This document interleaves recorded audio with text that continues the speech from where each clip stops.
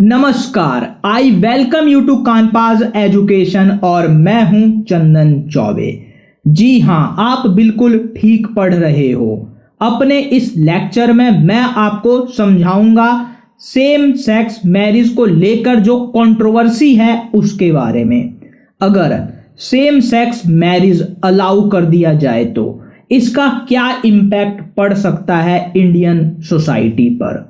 अगर आपको ये बात नहीं पता तो मैं बता दूं कि सुप्रीम कोर्ट में इस इशू पर काफी लंबे समय से सुनवाई चल रही है और अब लगभग सभी पार्टीज ने अपनी बात कह ली है। 18 अप्रैल को अब इस मैटर पर फाइनल हियरिंग होनी है। इसके बाद कई लॉ एक्सपर्ट्स का ऐसा मानना है कि इस पर फाइनल जजमेंट भी बहुत ही जल्दी आने वाला है। फिर हमें पता चल पाएगा कि इंडिया में सेम सेक्स मैरिज अलाउ होगा या नहीं। इस ओवरऑल डिस्कशन को शुरू करने से पहले मैं आपको कुछ बेसिक बातें बताना चाहता हूं जो आपको समझना काफी जरूरी है। इसीलिए इस बात पर ध्यान दो कि जो इस इशू के फेवर में है या कोई अगेंस्ट में, उसके बारे में आप अपना ओपिनियन एकदम से फॉर्म नहीं कर सकते। दोनों ही पार्टी के पास अपने वैलिड एंड ऑथेंटिक रीजंस हैं उनके वैसा करने का। इसीलिए आपको इस इशू को न्यूट्रल होकर देखना है, बिना किसी को कोई टैग दिए। जहां तक मैंने इस ओवरऑल इशू को स्टडी किया है तो मैंने पाया है कि दोनों ही पार्टी इस इशू पर कॉमन ग्राउंड नहीं ढूंढ पा रही है। आप इन दोनों पार्टी के साइकोलॉजी को समझो। जो सेम सेक्स मैरिज चाहते हैं वो मेनली कंसर्न्ड है अपने आज को लेकर। उनको लगता है कि अगर उन्हें मैरिज का अधिकार मिल जाता है, फैमिली का अधिकार मिल जाता है, तो जो बाकी उनके ह्यूमन राइट्स का वायलेशन होता है वो ऑटोमेटिकली रुक जाएगा। जैसे उनको भी हेल्थ, पेंशन, प्रोफेशन, एजुकेशन के जो राइट्स हैं वो मिलने शुरू हो जाएंगे और जो फैमिली में जो प्रॉपर्टीज का एक तरीके से बंटवारा होता है उसका भी राइट उनको मिल जाएगा। बट वहीं जो सेम सेक्स मैरिज बिल्कुल भी अलाउ नहीं होने देना चाहते, वो आज की बात नहीं करते, वो बहुत ज़्यादा कंसर्न है अपने फ्यूचर को लेकर के। उनका कहना है कि इसका नुकसान इंडियन कल्चर पर, फैमिली सिस्टम पर बहुत बुरा प्रभाव पड़ेगा। और इसका मतलब ये नहीं है कि ये लोग LGBTQ कम्युनिटी के ह्यूमन राइट्स की चिंता ही नहीं करते। ये लोग कह रहे हैं कि जो pension, work, health, profession, education, इन सब चीज़ों के जो राइट्स हैं उसके लिए प्रॉपर कानून लाया जाए, वो राइट दे दिया जाए। बट इसके लिए मैरिज ना होना कोई एक तरीके से जरूरी नहीं है। मैरिज का होना या ना होना बिल्कुल भी जरूरी नहीं है। अगर LGBTQ को अपने ह्यूमन राइट्स ही चाहिए तो मैरिज की क्या जरूरत। तो इस तरीके से वो उनके मैरिज के खिलाफ है।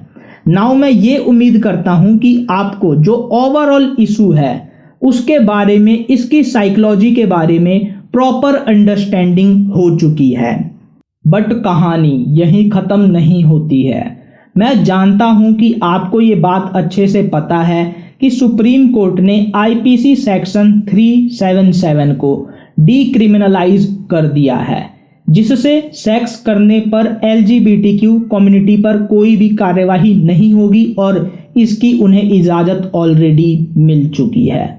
इसी को आधार बनाकर वो ऐसा कह रहे हैं कि जब उनके लिए सेक्स अलाउ हो गया है तो मैरिज भी अलाउ कर देनी चाहिए। लेकिन यहाँ पर सेक्स और मैरिज में काफ़ी फ़र्क है। यहाँ पर यूनियन गवर्नमेंट का ऐसा कहना है कि मैरिज है वो जिसमें सिर्फ बायोलॉजिकल मैन एंड वुमन के बीच ही रिलेशन हो सकता है और इसका मेन टारगेट है प्रोक्रिएशन के लिए।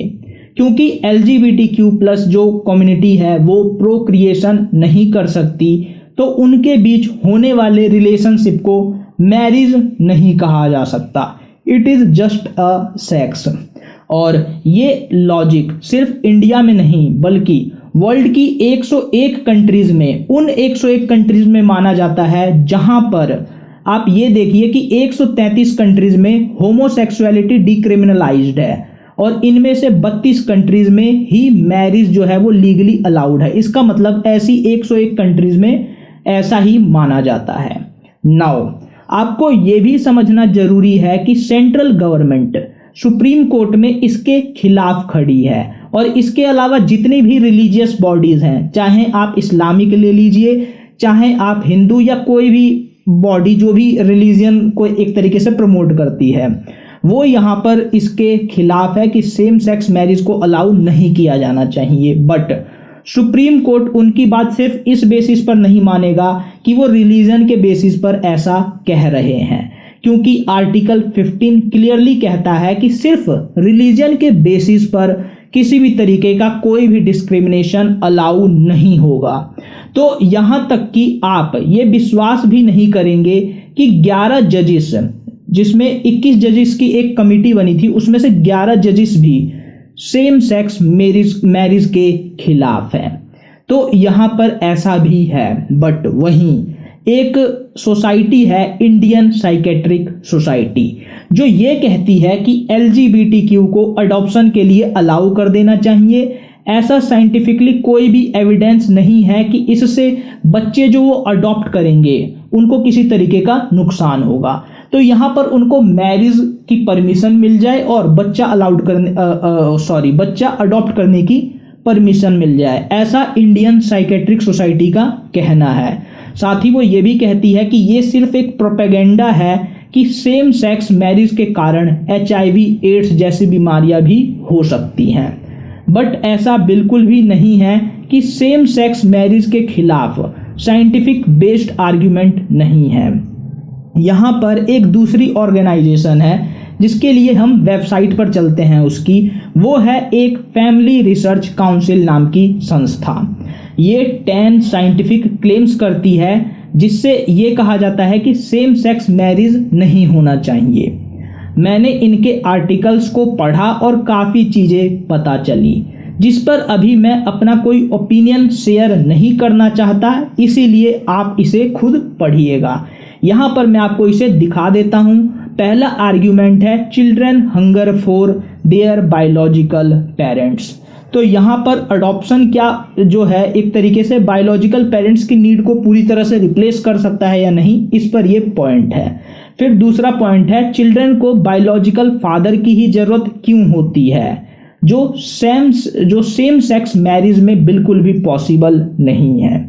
वहीं चिल्ड्रन को अपनी बायोलॉजिकल मदर की भी ज़रूरत पड़ती है, उसकी ज़रूरत क्यों पड़ती है। इसके बाद से चिल्ड्रन के पास जो माता पिता होते हैं वो क्यों माता पिता होने चाहिए, ना कि माता माता या पिता पिता, जो कि सेम सेक्स मैरिज में होगा। इसके बाद से ये ऐसा भी कहती है कि सेम सेक्स मैरिज में जो पेरेंटिंग होगी वो इनएडिक्वेट क्यों होती है। इसके बारे में भी पूरा साइंटिफिक पेपर दिया हुआ है। तो इसके लिए काफ़ी ज़्यादा समय निकालना पड़ेगा इन सारे साइंटिफिक पेपर्स को पढ़ने का, लेकिन यहाँ पर साइंटिफिक आर्ग्यूमेंट्स भी हैं। उसके बाद से सेक्सुअल डिसऑर्डर्स जो होते हैं उनके अडॉप्टेड बच्चों में क्रिएट होते हैं, क्योंकि उसी तरीके का उनको एनवायरनमेंट मिलेगा, तो उसी हिसाब से उनकी माइंडसेट क्रिएट होगा, उसी हिसाब से उनकी साइकोलॉजी क्रिएट होगी। तो ये सारा कुछ सोशोलॉजिकल जो स्टडीज़ हैं वो कहती हैं।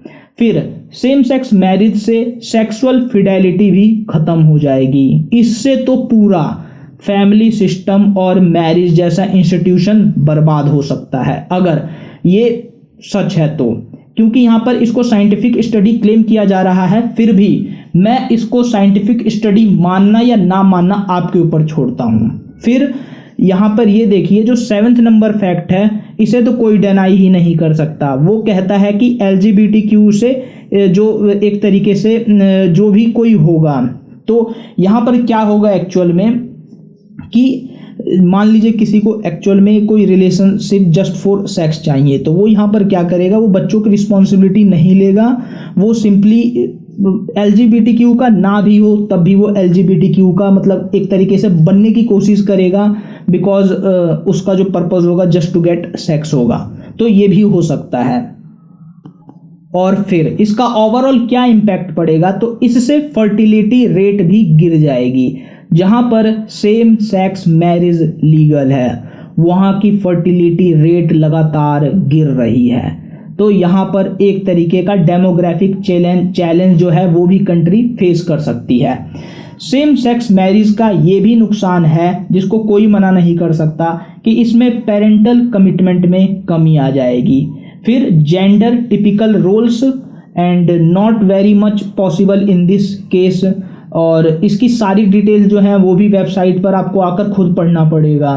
फिर वुमन मैरिज जो है वो डोमेस्टिकेट मैन, मतलब इसका जो है ये काफ़ी इंपॉर्टेंट रोल है। अगर ऐसा नहीं होता, वुमेन और मेन जो मैरिज है वो आदमियों को डोमेस्टिकेट कर देती है, ये अगर नहीं होगा तो इससे सोसाइटी में कई तरीके के प्रॉब्लम्स क्रिएट हो जाएंगी।